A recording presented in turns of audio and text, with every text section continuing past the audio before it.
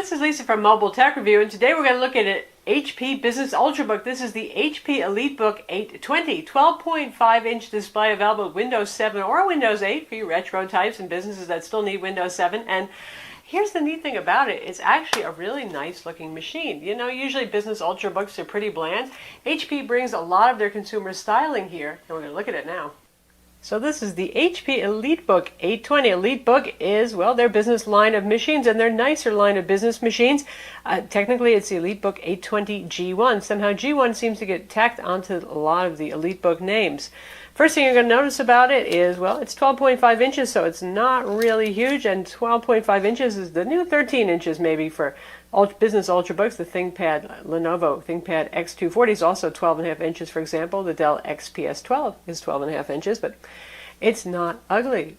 It's not the skinniest thing you've ever seen in the world, but there's a good reason for it, and you'll like that. But it's got some styling to it. It has a matte magnesium alloy lid to it. It looks pretty good. The blacked out HP logo, so it's not too ultra flashy there. Got some tapering to the sides, and notice the complex lines here. It's kind of nice the way it's not just a simple black box. For a business machine, good looking.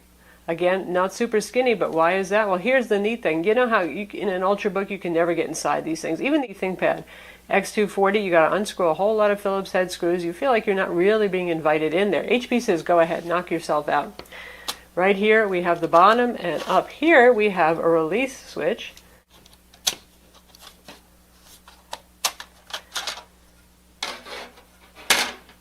And looky dooky, there it is, everything. This is the battery. You can actually remove it. There's two different battery capacities. We have the 46 watt-hour battery in here, so you can pop that. As you can see, these little release latches. So it's not your traditional style removable battery. Obviously, it is still swappable.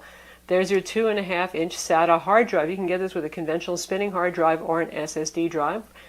Right here we have the flash cache, which is labeled. They really expect IT departments to actually open these up and work on them, so it's nice. There's no guessing what the heck these things are. So if you want a spinning conventional hard drive and say a 32 gig caching drive, there's your M2 slot for that. Wide area or WAN, wide area LTE networking if you want that option. Here's our Wi-Fi card. This is dual band Intel 7260N Wi-Fi. And look, 2 RAM slots on a 12.5-inch machine. You're lucky if you even get one. Often it's just soldered on board. Labeled here DIM 2. Again, everything's pretty clearly labeled so you can figure things out. So we have a 4 gig machine, we have one 4 gig DIM. And there's your fan over here in case you want to blow it out and clean it up. So that's why it's a bit thicker, to allow access to your internals. So I know a lot of you who watch this are more interested in consumer line notebooks, but you say you'd love to have things like easily upgradable internals, more ports. So, you know, for some of you, the business notebooks really might be a better bet, especially something like this Elitepad 820. So inside, thoroughly modern Ultrabook, 4th generation Intel Haswell Ultrabook 15-watt CPUs, your choice of Core i3, i5, or i7.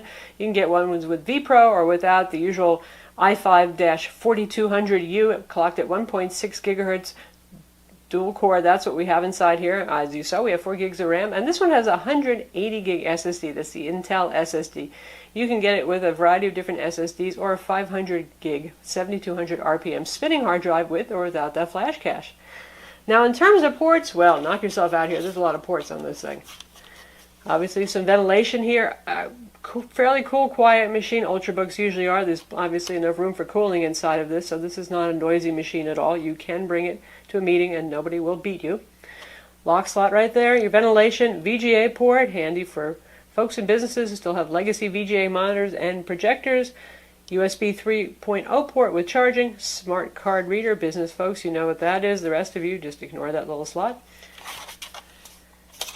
Indicator lights on the front over here for sleep, charge status, that sort of thing.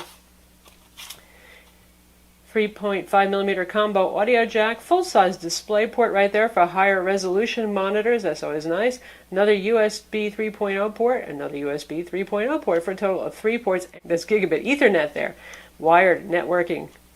And here we have docking connector, because this actually works with HP's dock. Being a business-oriented machine, business folks like docks. So you can take this away, then bring it right back to your desk and just plug in the dock connector to have everything working at once. And there's our charging connector. And down here, yes, there is an SD card reader, and it's inset here, a little blank dummy, so it's not going to stick out real far. In fact, it won't stick out at all when you have a card in there, which is nice.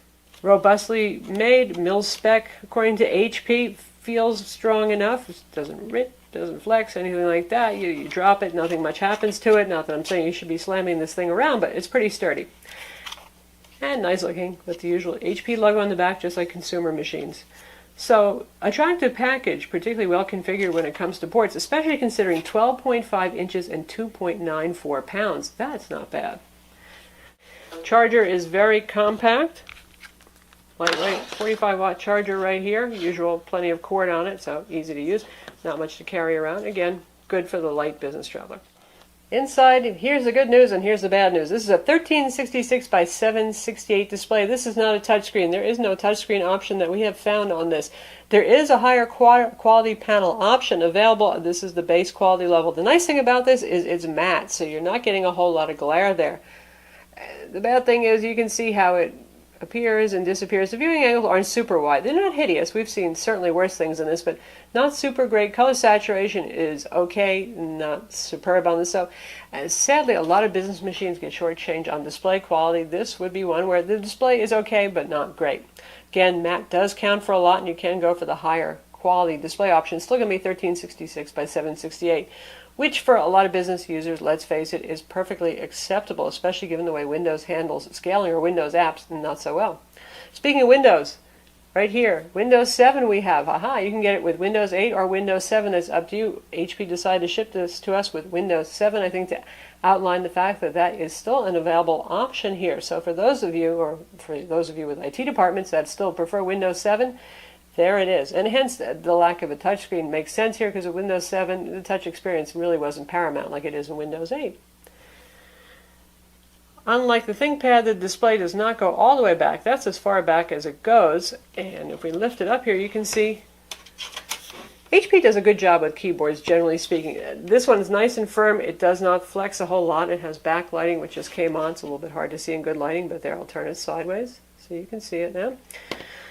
Anyway, nicely laid out keyboard, very comfortable. Everything's where you expect it to be. FN key to actuate your multimedia functions, your volume.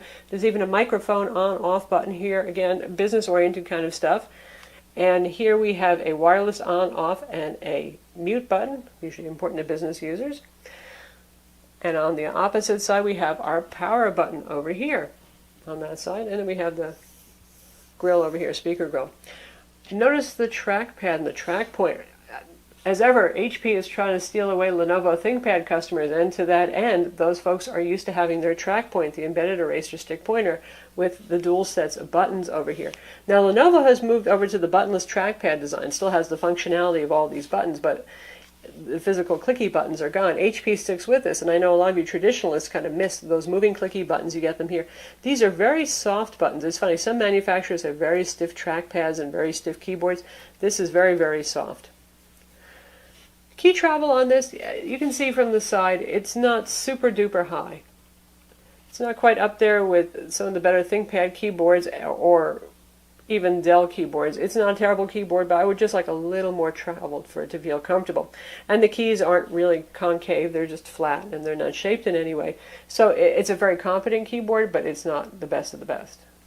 And now for comparison, because obviously these two are direct competitors, we have the Lenovo ThinkPad X240 and our HP Elitebook 820 right here. And you can see they're about the same size. The screen quality, these are both 1366 by 768 panels. The HP is seriously matte. There's a kind of an anti-glare coating on our Lenovo, but the Lenovo has a more pleasing screen. It's just got that nice kind of, hey, I'm an IPS screen look. So you start out with a better screen there without having to upgrade like you do with the HP, which isn't the end of the world. Keyboards, you can see the difference in key height here with the Lenovo. Definitely a better keyboard there, but you do get that buttonless trackpad that does drive some people absolutely nutty. Lenovo, of course, opens up flat for those of you who need to do that kind of thing. And if we close them up, about the same footprint, just a very different idea of styling between these two.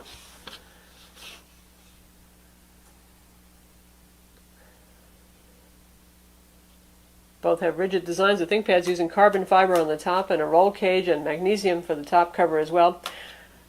This guy, all metal on the outside. And guess what? They're priced about the same. The ThinkPad X240 doesn't get quite as inexpensive for the base model, but normally configured. Say you get an i5-42 or 4300U on these 4 gigs of RAM and a SSD drive, you're looking at about the same price. HP has quite a few security features. Again, it's a business-oriented machine. It should. We have the fingerprint scanner right here. Friendly location for your right-handed people. Trusted platform module inside. We have BIOS protection, and we have something here on the screen that says HP Trust Circles. Now, this isn't something out of Meet the Fockers with their Circle of Trust. This is actually a software feature where anybody only people, let me put it that way, who are in your contacts list can actually access files on this computer. So a way to try to stop hackers from stealing data off of your drive. Now inside, this is an Ultrabook, just like you would expect. A full Windows 64-bit. Again, your choice of Windows 7 or Windows 8. If you get it with Windows 7, you actually get Windows 8 with downgrade rights to Windows 7. So here we have IE web browser, and let's test out video playback so you can see what that looks like, and so we can hear the speakers. And we'll look at our Galaxy Note Pro 12.2 review. Speed is perfectly good, 1366 by 768, so you're not seeing a whole lot on the screen at a time if you're used to full HD displays, but most business users, poor business users, they're not. I'll bring it up to 720p, so that's pretty loud. So this is it, the Samsung Galaxy Even at 50% volume, it's pretty loud. A lot of words in that title. Samsung is a wordy company, aren't they? And some folks have accused them of gadget spam. They do make an awful lot of products, and particularly now, tablets in every single... Not bad at all for a business notebook. If you're going to be giving PowerPoint presentations with audio or anything like that, the speakers are actually pretty darn tolerable on this. And HP does have a good heritage in putting nice speakers in laptops thanks to their commercial line of NV laptops and so on. And in addition to dual band Wi-Fi in here, an optional WWAN LTE 4G if you want it. You have Bluetooth 4.0 inside. As you saw, you have 2 DIMM slots, so you can go 4 gigs, 8 gigs of RAM in theory. You should be able to go up to 16 gigs of RAM. You can go up to a Core i7. Still going to be a ULV Ultrabook CPU, so you're looking at the Core i7-45 or 4600U. And if you want to go up to that, then say we want to get an SSD drive as well, you're looking at around $1,400 or so. So how about battery life? As you saw, we have the 46 watt hour, the larger battery option. Both of those are inside under the bottom cover there, and so far we've been managing between 7.5 hours on a charge, which isn't bad. It's not a wildly bright display, and it's not high resolution, so that certainly isn't a drag on this. And this is an Ultrabook with Ultrabook CPUs and Intel HD 4400 integrated graphics. Probably with some stronger power management, you could push this even a bit farther with the higher capacity batteries. That's not too bad at all. In terms of benchmarks, it scores pretty much like what you would expect from a Ultrabook. PC Mark 7, 4018. Now we see 45 to 4900 often on the Core i5, so that's a little bit lower, but that's also because it's running Windows 7 too, and it has the Intel 180 gig SSD, which is a fine SSD, but not as fast as some of the newer SSDs that are available. W Prime at computed pi in 24.8 seconds. That's pretty par for the course, maybe a teeny bit slow, but not bad. Geekbench 3. 2395 single core and multi-core 4647. That's actually quite a strong score there. Good on Geekbench 3. And let's check out the SSD score next. And here's how Crystal Diskmark Benchmark scored the SSD drive. Not bad. The write speeds are not phenomenally high on this particular drive. Again, you have a couple of different SSD drive options, or obviously it's pretty easy to pop the drive of your choice in there. So all in all, it's a very competent little laptop, Ultrabook. Portable, not bad looking, sturdy, lots and lots of ports, a docking station option. Price is pretty reasonable. Sometimes business machines can really be expensive.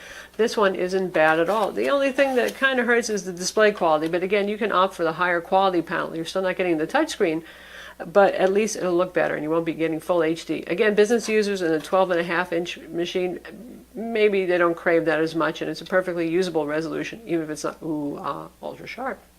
So that's the HP Elitebook 820, available now, again, starting at around $874, nice round number there, but as configured, about $1,200, and that's in league with other Ultrabooks. And you get a lot of ports here, you get a lot of styling, you get a lot of security stuff. The screen is just okay. It's not the greatest that we've seen, though they do have a higher quality option that may look a whole lot better. I'm Lisa from Mobile Tech Review. Be sure to visit our website for the full review, and don't forget to subscribe to our YouTube channel.